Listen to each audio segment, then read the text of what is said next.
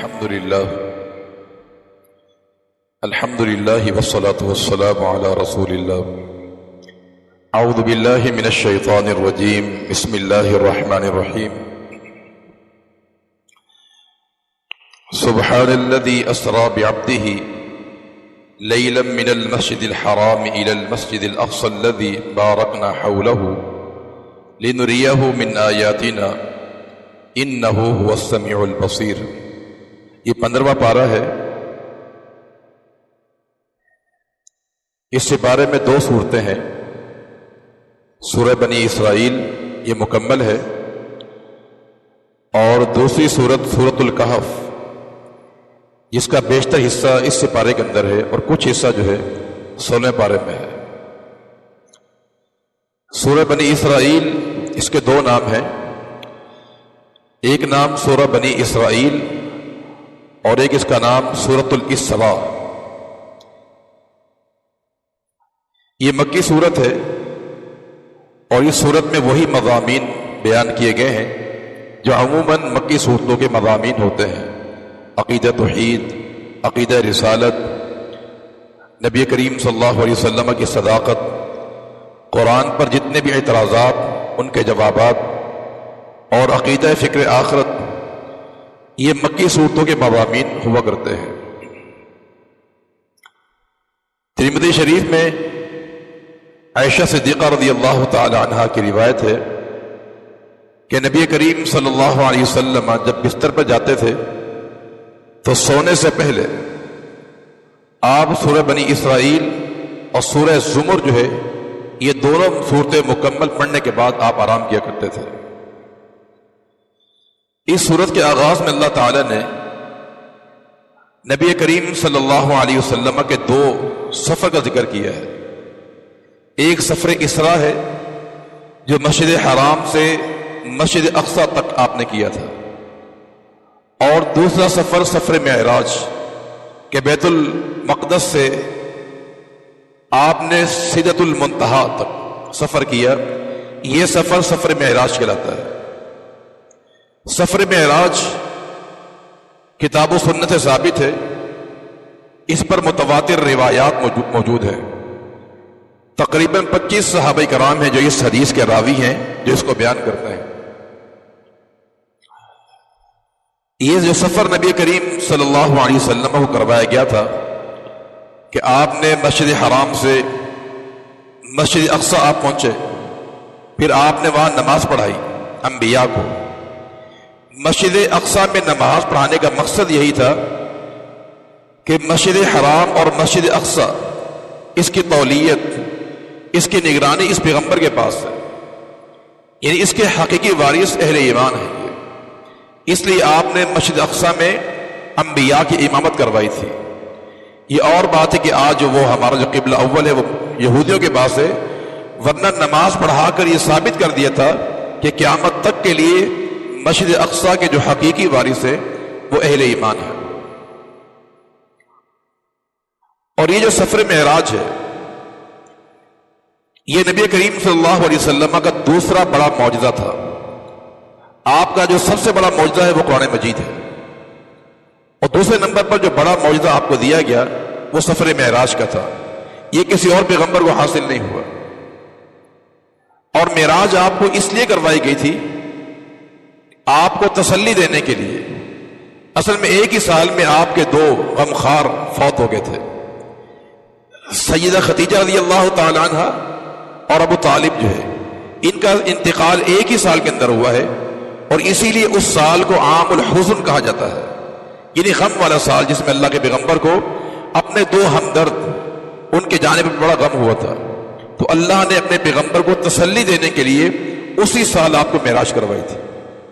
معراج برحق ہے اور آپ کو یہ جسم کے ساتھ کروائی گئی ہے.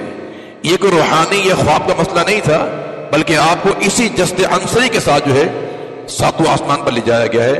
آپ نے جنت اور جہنم کا مشاہدہ کیا ہے. پوری امت مسلمہ کا اس پہ اتفاق ہے سوائے منکرین حدیث کے یا معتزلہ جو فرقہ تھا وہ اللہ کے پیغمبر کے معراج کے قائل نہیں تھے.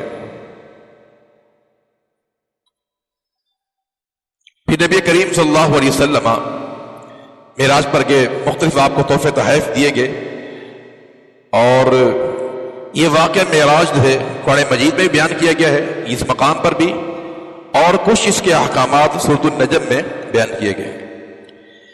اس کے بعد رب العالمین نے ایک اصول بیان کیا ہے قوموں کی ترقی کے لیے، عروج کے لیے، کہ ان ھذا القرآن یہدی للتی ہی اقوم، یہ قرآن کتاب ہدایت ہے، اس میں پوری زندگی گزارنے کے اصول اور ضوابط موجود ہیں۔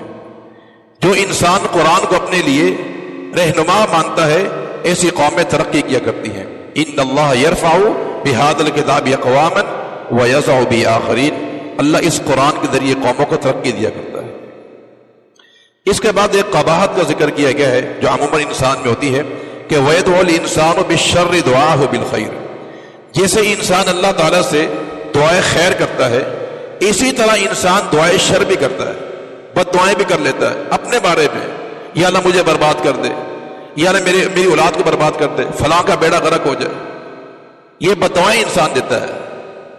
فرمائے کہ یہ جو عمل ہے کہ انسان بڑا جلد باز ہوتا ہے اور بد دعائیں دے دیتا ہے، اللہ کے پیغمبر نے منع فرمایا ہے کہ کوئی بھی انسان اپنی ذات کے بارے میں بد دعا نہ کرے، نہ اپنی اولاد کو بد دعا دے، نہ اپنے غلاموں کو بد دعا دے۔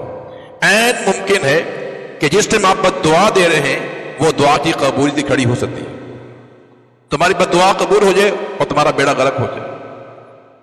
خصوصاً والدین کو جو ہے اپنی اولاد کے تعلق سے صبر کرنا چاہیے، بد دعائیں نہیں دینی چاہیے۔ آپ جانتے ہیں امام الحرم الشیخ عبد الرحمن السدیس حافظ اللہ تعالی، ان کے بارے میں واقعہ لکھا گیا ہے کہ جب یہ کم عمری میں تھے، ان کے ہاں مہمانوں نے آنا تھا، ان کی والدہ نے کھانے تیار کیے ہوئے تھے اور دسترخوان سجا دیا گیا تھا۔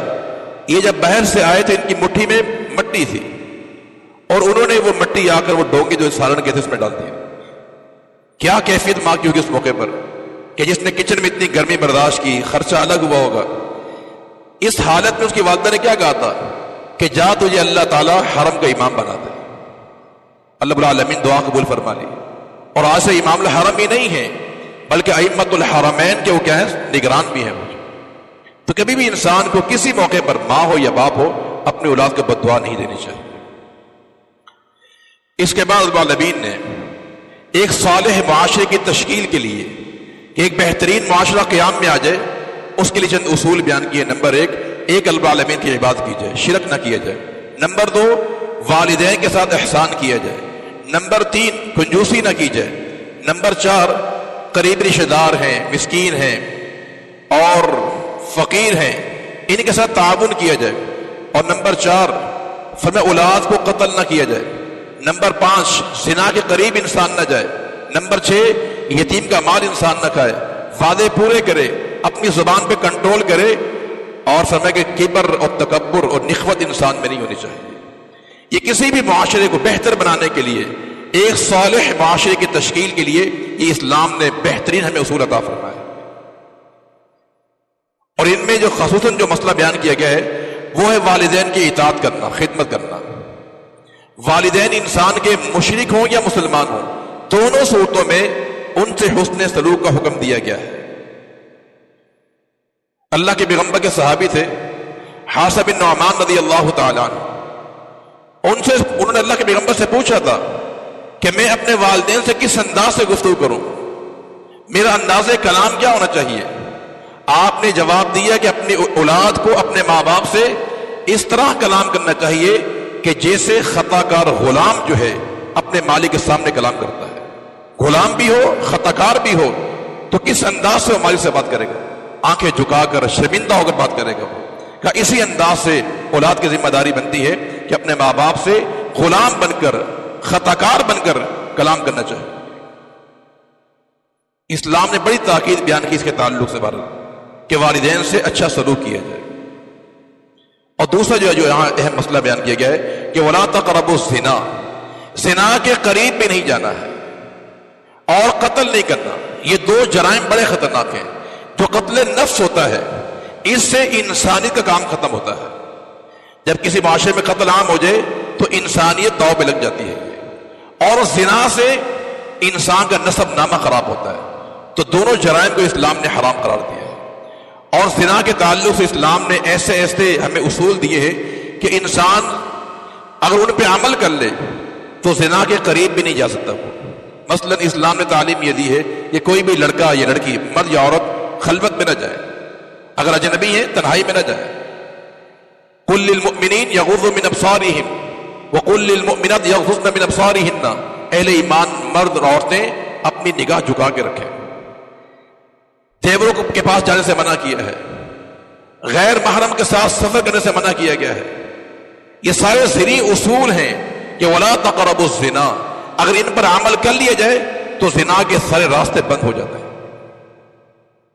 اس کے بعد رب العالمین نے انسان پر جو اس کے انعامات اور اکرامات اس کا ذکر کیا ہے کہ وَلَقَدْ كَرَّمْنَا بَنِي آدَمَ وَحَمَلْنَاهُمْ فِي الْبَرِّ وَالْبَحْرِ وَرَزَقْنَاهُمْ مِنَ الطَّيِّبَاتِ، کہ ہم نے ابن آدم کو تکریم دی، عزت دی ہے۔ عزت کیسے دی ہے؟ اللہ نے ساری مخلوقات میں سے، ہزاروں مخلوقات اللہ تعالیٰ نے، یہ ہزاروں مخلوقات میں سے ایک واحد انسان ہے کہ جسے اللہ العالمین نے اپنے ہاتھ سے بنایا ہے۔ خلقت بیدی، کہ میرے انسان کو اپنے ہاتھ سے بنایا۔ یہ تکریم کسی اور مخلوق کو حاصل نہیں ہے، باقی پوری مخلوق اللہ نے کن سے پیدا کی ہے، لیکن انسان کو رب العالمین نے اپنے ہاتھ سے بنایا ہے۔ یہ وَلَقَدْ كَرَّمْنَا بَنِي آدَمَ لَقَدْ خَلَقْنَا الْإِنسَانَ فِي أَحْسَنِ تَقْوِيمٍ يَا أَيُّهَا الْإِنسَانُ مَا غَرَّكَ بِرَبِّكَ الْكَرِيمِ الَّذِي خَلَقَكَ فَسَوَّاكَ فَعَدَلَكَ فِي أَيِّ صُورَةٍ مَا شَاءَ رَكَّبَكَ۔ یہ تعظیم اس چہرے اور یہ جسم کی بناوٹ، اللہ العالمین نے انسان کو سب سے بہترین پیدا کیا ہے۔ یہ اللہ العالمین کا انعام ہے۔ دنیا کی ہر مخلوق جو ہے وہ چھک کر کھانا کھاتی ہے، لیکن انسان اپنے ہاتھوں کو استعمال کرتا ہے۔ انسان کو چھکنا نہیں پڑتا کھانا کھانے کے لیے، اور ہم نے اس کے لیے طیبات کو حلال کر دیا ہے۔ سمندر کے راستے اس کو ہمیں مہیا کر دیے، خوشی کے راستے ہمیں مہیا کر دیے۔ یہ سارے رب العالمین کے انعامات اور اس کی کرامات ہیں۔ اس کے بعد سورۃ الکہف ہے، قرآن مجید کی بڑی عظیم الشان سورت ہے۔ اس کے بارے میں احادیث معروف ہے، نبی کریم صلی اللہ علیہ وسلم کی تعلیم ہے کہ اس کو ہر جمعے کے دن پڑھا جائے۔ اس کی شروع کی یہ آخری کی 10 آیات اگر انسان یاد کر لے، عمل کر لے، تو یہ اس روئے زمین کا جو سب سے بڑا فتنہ دجال کا ہے اس کے لیے یہ محافظ ہے۔ آپ کا فرمان ہے کہ جو انسان سورہ کہف کی شروع کی 10 آیات یاد کر لیتا ہے یا آخر کی، اسی میں من فتنۃ الدجال، اسے دجال کے فتنے سے محفوظ کر لیا جائے گا۔ اس کے فضائل پر اور بھی بہت سی روایات موجود ہیں۔ اس کا آغاز جو ہے اللہ تعالیٰ کی حمد سے ہوا ہے، الحمدللہ الذی انزل علی عبدہ الکتاب ولم یجعل لہ عوجا۔ مفسرین نے لکھا ہے کہ قرآن مجید کے 4 حصے ہیں اور چاروں کا آغاز اللہ کی حمد سے ہوتا ہے۔ نمبر 1 سورہ فاتحہ سے آغاز ہوتا ہے، تو وہ بھی الحمدللہ رب العالمین۔ یہ جا کے اختتام ہوتا ہے سورہ مائدہ پر، یہ پہلا حصہ ہے۔ دوسرے حصے کا آغاز سورۃ انعام سے ہوتا ہے، الحمدللہ الذی خلق السماوات والارض وجعل الظلمات والنور۔ تو دوسرے حصے کا آغاز بھی اللہ کی حمد و ثنا سے، اور تیسرا حصہ یہ ہے سورۃ کہف، اس کا آغاز بھی کس سے ہو رہا ہے؟ اللہ کی حمد و ثنا سے ہو رہا ہے۔ اور چوتھا اور آخری حصہ جو ہے سورۃ سبا ہے، اس کا آغاز بھی رب العالمین کی حمد و ثنا سے ہوتا ہے۔ شروع میں کتاب قرآن مجید کے اوصاف بیان کیے گئے ہیں کہ یہ کتاب ایسی ہے کہ لم یجعل لہ عوجا، اس میں ٹیڑھا پن نہیں ہے، بالکل سیدھی کتاب ہے، اس کی ہر آیت محکم ہے، اس کا ہر مسئلہ سیدھا ہے۔ اور نمبر 2 قیم ہے، یہ قرآن کیا ہے؟ قیم۔ قیم کا معنی وہ ہوتا ہے جو انسانیت کی دین اور دنیاوی امور کا محافظ بن جائے، سیدھا کر دے جائے، اس کتاب کو قیم کہا جاتا ہے۔ اور ہمارا دین بھی دین قیم ہے کہ ہمارے امور کا محافظ ہے، دنیا کے امور ہوں یا اخروی امور ہوں، تمام امور کا محافظ، اصلاح کرنے والا یہ قرآن اور ہمارا دین ہے۔ تو دین قیم ہے اور قرآن بھی قیم ہے۔ اس کے بعد پھر اصحاب کہف کا واقعہ بیان کیا گیا ہے کہ جسے قرآن نے کہا کہ من آیاتنا عجبا۔ اصحاب کہف کا واقعہ بڑا عجیب و غریب واقعہ ہے۔ اختصار سے میں واقعہ آپ کو بتا دیتا ہوں تاکہ کچھ ایمان تازہ ہو جائے۔ یہ چند نوجوان تھے یہ کہ جنہوں نے اپنے ایمان کو بچانے کے لیے ایک غار میں پناہ لے لی تھی اور اپنے عقیدے کا اظہار بھی کیا۔ ان کے الفاظ یہ تھے کہ ربنا رب السماوات والارض، ہمارا رب وہ ہے جو آسمان زمینوں کا رب ہے۔ یہ اپنے عقیدے کا برملا انہوں نے اظہار کیا. اور وقت کا بادشاہ، قوم شرک میں مبتلا تھی، اپنے ایمان کو بچانے کے لیے ایک غار میں انہوں نے پناہ لے لی تھی، اور سنا کہ ہم نے ان کو سلا دیا وہاں پر. اور وَرَبَطْنَا عَلَىٰ قُلُوبِهِمْ، ہم نے ان کے دلوں کو مضبوط کر دیا. یہ مضبوط کیوں کیا تھا؟ تاکہ انہوں نے جو ہجرت کی ہے اس کا صدمہ برداشت کر سکیں. عزیز و اقارب کو چھوڑ کر آئے ہیں، وہ صدمہ برداشت کر سکیں. تو وَرَبَطْنَا عَلَىٰ قُلُوبِهِمْ، ہم نے ان کے دل کو ثابت قدم کر دیا، دل مضبوط ہم نے کر دیے. 309 سال اس غار میں وہ سوئے رہے.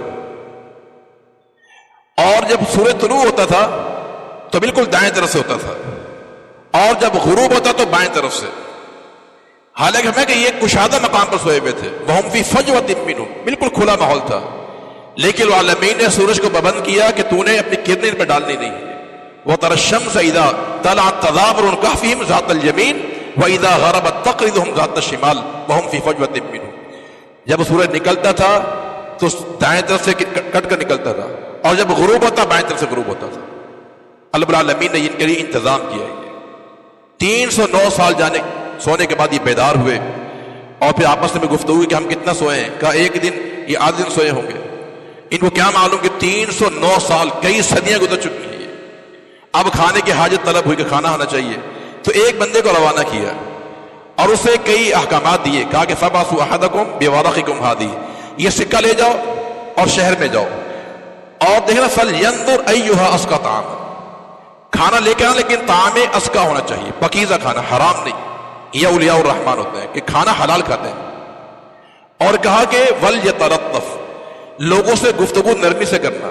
یہ بھی اللہ کے ولی کی صفت ہوتی ہے، وہ بدتمیز نہیں ہوتا، بد اخلاق نہیں ہوتا. وہ وَلْيَتَلَطَّفْ، لطف اور نرمی سے تم نے کلام کرنا ہے. یہ احکامات دے کے جب باہر بھیجا، قصہ مختصر یہ کہ لوگوں نے وہ سکہ جب دیکھا، سب لوگ حیران و پریشان کہ یہ سکہ اتنا پرانا، یہ تو کوئی دفینہ ہے جو پرانا مال کے ہاتھ لگا ہے. وقت کے بادشاہ تک یہ بات پہنچی. قصہ پھر یہ کہ وہ ملنے کے لیے آیا ان اصحاب کہف کو، ان اولیاء الرحمان کو، عباد الرحمان کو، اصحاب التوحید کو ملنے کے لیے وہ آیا. اور پھر رب العالمین نے ان اصحاب کہف والوں کو ہمیشہ کے لیے سلا دے دیا. یہ اصحاب کہف کا ایک واقعہ یہاں بیان کیا گیا ہے. یہاں پر بہت سارے اسباق ہیں ہمارے لیے کہ اس واقعے میں کیا کیا حکمت معلوم ہے. پہلی بات یہ ہے اس واقعے کے اندر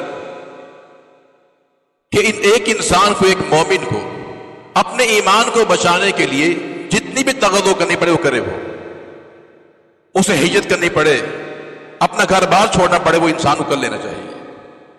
نمبر ایک. نمبر دو، اس واقعے سے نبی کریم صلی اللہ علیہ وسلم کی صداقت معلوم ہوتی ہے. کیونکہ حجاز میں، عرب کی سرزمین میں یہ واقعہ معروف نہیں تھا، اس کا چرچا نہیں تھا اس کا، لیکن اللہ کے پیغمبر نے بیان کیا ہے. یہ آپ کی صداقت کی دلیل ہے. اور نمبر تین، اللہ کے پیغمبر نے یہ واقعہ اس لیے بیان کیا ہے اپنی قوم کے سامنے تاکہ قوم کو علم ہو جائے جو عقیدہ اصحاب کہف کا تھا وہی عقیدہ میرا عقیدہ ہے، یہی میرے صحابہ کرام کا عقیدہ ہے. جو تکالیف، جو مصائب ان پر آئی تھی، یہی تکالیف میرے صحابہ کرام پر بھی آئے گی. انہوں نے بھی غار میں پناہ لی تھی، اللہ کے پیغمبر نے بھی غار ثور میں پناہ لی تھی. اور اس واقعے میں یہ بھی سبق دیا گیا ہے کہ جو انسان اللہ کے دین کا محافظ بن جاتا ہے، اللہ اس کا محافظ بن جاتا ہے. احفظ اللہ یحفظ کا، تم اللہ کے دین کے محافظ بن جاؤ، اللہ تمہارا محافظ بن جائے گا. وہ اللہ کے دین کے مجاہد تھے، اللہ کے دین کے محافظ تھے. اللہ نے پھر کیا ان کے لیے انتظامات کیے کہ صدیوں کا جو روٹ تھا سورج کا، اللہ نے چینج کر دیا اس کو. یہ احفظ اللہ یحفظ کا. ابراہیم علیہ السلام اللہ کے دین کے محافظ تھے، آگ میں ڈالا گیا، قلنا یا نار کونی بردن وسلاما علی ابراہیم. یہ اصول ہے، یہ تم اللہ کے بن جاؤ، اللہ تمہارا بن جاؤ. اور اس واقعے سے یہ سبق بھی ملتا ہے کہ انسان کا سب سے قیمتی سرمایہ، سب سے بہترین دولت انسان کی وہ اس کا ایمان ہوا کرتا ہے. تبھی تو ایمان کو بچانے کے لیے اصحاب کہف کہاں گئے تھے، اب غار میں پناہ انہوں نے لی ہے. یہ اس بات کی دلیل ہے کہ انسان کا سب سے بہترین دولت، بہترین سرمایہ وہ انسان کا ایمان ہوا کرتا ہے.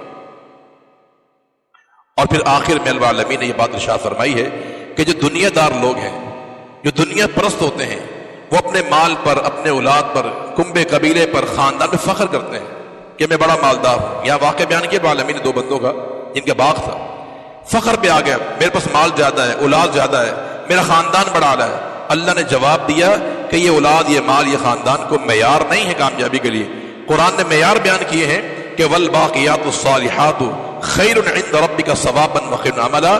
جو چیز کام آنے والی ہے وہ مال یا اولاد نہیں ہے. والباقیات الصالحات، نیک عمل جو ہے، اللہ کی تسبیح، تقدیس، اللہ کی حمد، نماز، سارے احکام شریعت، یہ والباقیات الصالحات ہیں، یہ انسان کے کام آنے والے ہیں. اللہ کے نبی نے فرمایا تھا فاطمہ سے اعملی فاطمہ عمل کر لے، لا اغنی عنک من اللہ شیئا. یہ مت سمجھنا کہ میرا باپ نبی ہے تیرے کام آ جاؤں گا، کل کام تیرے اعمال آنے والے ہیں. من بطأ بعملہ لم یسع نسبہ. جس انسان کی دنیا کے اندر عمل کی سواری کمزور رہی، بد عمل رہا، اس کا نسب نامہ، اس کا خاندان اس کو کامیاب نہیں کر سکتا ہے. اللہ تعالیٰ ہمیں قرآن کو سمجھ کر عمل کرنے کی توفیق عطا فرما دے. وآخر دعوانا الحمدللہ.